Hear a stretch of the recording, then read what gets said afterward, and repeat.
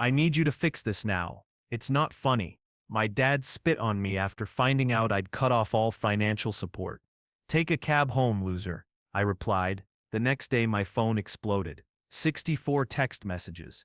I stood frozen at the airport, looking at the screen as if it were a mirror. The words were a slap. Have a nice taxi ride home, loser. My father's number. A laughing emoji like this was a joke. Around me the airport moved on. People with rolling suitcases, announcements overhead. None of it reached me. I was inside a shrinking bubble that hardened into anger. 10 minutes earlier, I'd been at the check-in desk with my passport, ready for our family vacation to the Bahamas, a ritual since I was 12. 15 years of sunburns and photos. I'm sorry, sir, I don't see your reservation. The attendant's worried look should have been the first warning. Her fingers tapped the keyboard. That's impossible, I said. My parents booked months ago. More typing, a supervisor call, sympathetic looks, then the line. It appears your ticket was canceled 3 days ago. Canceled, not lost, not misentered, deliberately removed by someone with access to the booking. My parents. My phone buzzed again. Another text. Don't look so shocked. You should have seen this coming. After what you did. My mind ran through recent family friction. Arguments, yes. Grudges, maybe. But nothing to justify a premeditated humiliation like this. The only lasting tension had been about this trip. 2 weeks earlier at dinner, the same house whose mortgage I helped pay, I'd said I might join a day late because of a client meeting. It's tradition, Gary, my mother said. Fork paused. We always fly together. I know, Mom, but this client could mean a big promotion, I answered. My father laughed. What do you need more money for? You already do enough to help us out. That was the casual entitlement my financial help expected, not thanks. I called my parents, straight to voicemail. My sister's phone rang, then cut. She declined. After 2 rings. They were already at the gate or on the plane. A family vacation, -1 member. I left the terminal, put my phone in my pocket, and walked into the humid summer heat. I hailed a cab and gave the driver my address in a voice that felt foreign. During the ride, I tried to stitch together what I knew. They had planned this. The texts were staged to humiliate me. They wanted shame, anger, hurt. What they didn't understand was they'd made a catastrophic mistake. I was the family's financial backbone. I paid Nicole's college tuition every semester. I fronted Scott money for his wedding, a large sum he promised to pay back eventually. The mortgage on my parents' home had my name on it. Their car payments came from my account, the credit card they were probably using poolside. That card was on me too. All quietly, generously, because that's what family does, or so I believed. By the time I reached my apartment, my hurt had become something harder and more precise. I went to my home office, opened my laptop, and pulled up my bank info. Methodically, I began cutting ties. I hesitated. These were not strangers. These were the people who'd bandaged my scraped knees, cheered my graduations, called me their golden boy when I bailed them out. But that warmth had always felt conditional, present only when I was useful. A voice inside me, the voice that pushed me to be responsible, the good son, said I was overreacting. Family fights, forgive, move on. But I remembered the last dinner, the raised glasses, togetherness, already planning to leave me behind. The calculated betrayal steadied my hands. I called Nicole's university and canceled the automatic tuition payment. Guilt flickered, then I remembered her declined call at the airport. She knew. I reversed the transfer for Scott's venue deposit.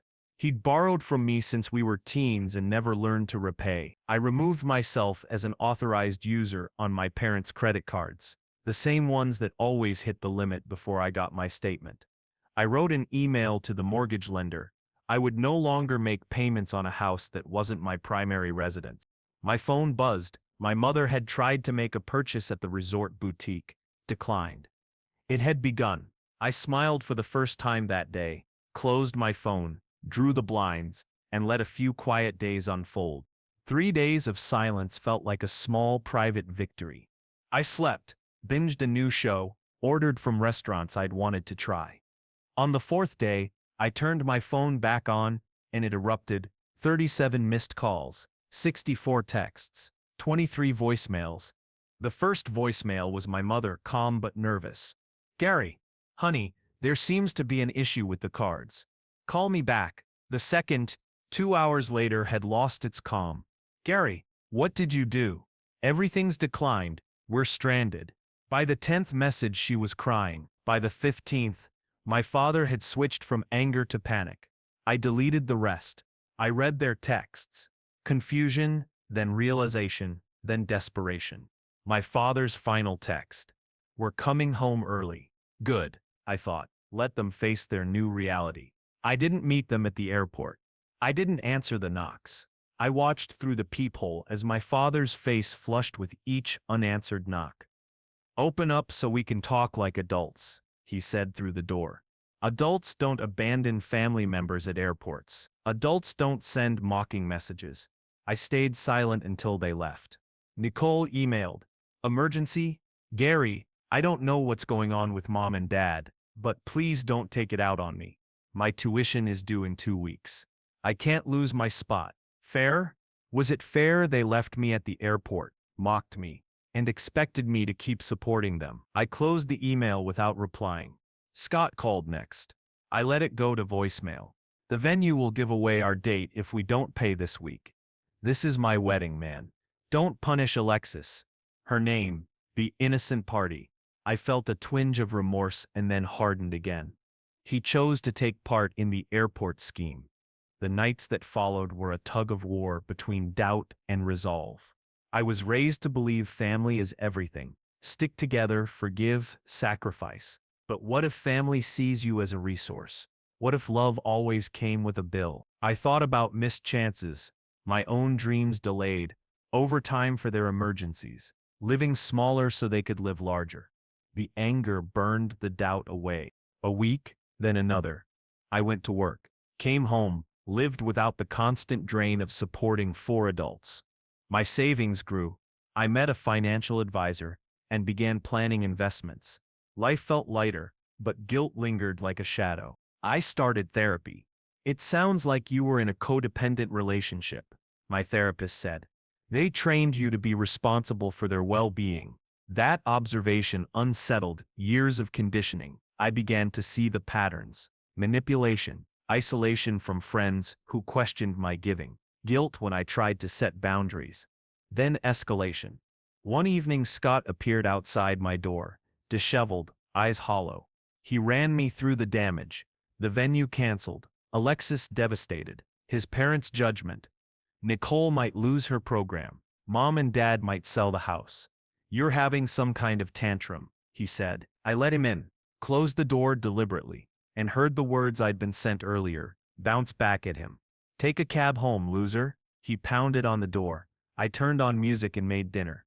By the time I ate, the hallway was quiet. That night I dreamed of the beach from old vacations, us building sandcastles, my father proud, my mother warm.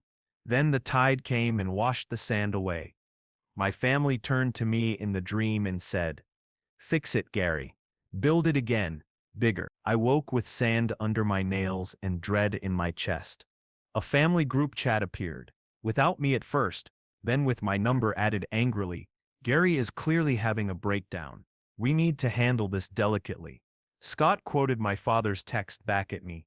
Nicole pleaded about funding and suggested involving Aunt Catherine. I left the chat, took screenshots documenting their manipulation, and kept. Flowers arrived at my office 2 days later. A reconciliation attempt. I gave them to my assistant and tossed the card unread. My father came to work. Security refused him entry. Their tactics shifted. Scott's wedding became backyard level. Nicole took a leave of absence. My parents listed items online to cover mortgage costs. Reality was setting in. Their cash cow was gone. Part of me ached. I'd been conditioned to feel responsible. My therapist countered, "They're adults. They can find solutions that don't exploit you." My father, an accountant, could go back to work. My mother could expand her part-time job. Nicole could apply for loans. Scott could scale back his wedding. They had options, they just preferred not to use them. Then my mother called on a Sunday. Against my better judgment, I answered. Her voice was the same one that used to smooth over problems, the voice that could coax compliance. Gary, we miss you so much. Your father cries at night, memory flashed. Dad teaching me to ride a bike, proud in front of friends, the same man who'd texted loser. My mother listed hardships. Nicole moved back home, sleeping in her childhood room. Alexis's parents considering postponing the wedding. She begged, we can go back to how things were. We'll make it up. Your father said you can have his collector watches, and I'll cook your favorite meals if you'll come over. The panic sounded less like concern and more like a safety net collapsing. My throat tightened. I remembered the humiliation at the airport, the mocking tone, the years of conditional affection. Now you know what it feels like to be left behind, I said, and I hung up. Then I blocked her number. There was no triumph in it, just the realization that some doors, once closed, should stay closed. That afternoon I booked a solo trip to Bali, something I'd always wanted but postponed, while funding my family. With the itinerary in hand, I felt something I hadn't in years. Freedom. For the first time in a long time, I chose myself. Their betrayal taught me a lesson they didn't intend. I'd mistaken obligation for love and dependency for connection. Standing on that busy sidewalk, travel plans in hand, I recognized the gift hidden inside the hurt. They'd freed me from the chains I'd forged. I walked home breathing deeper than I had in years. Family isn't only blood, it's mutual respect and reciprocal care. If the family you were born into can't offer that, you're not obligated to sacrifice your life on their altar. Know the difference between healthy support and toxic dependence. Your worth isn't how much you give or how much pain you bear. Sometimes the bravest choice is to stand alone rather than be crushed together. I'm still learning every day, but for the first time, I'm living that lesson too.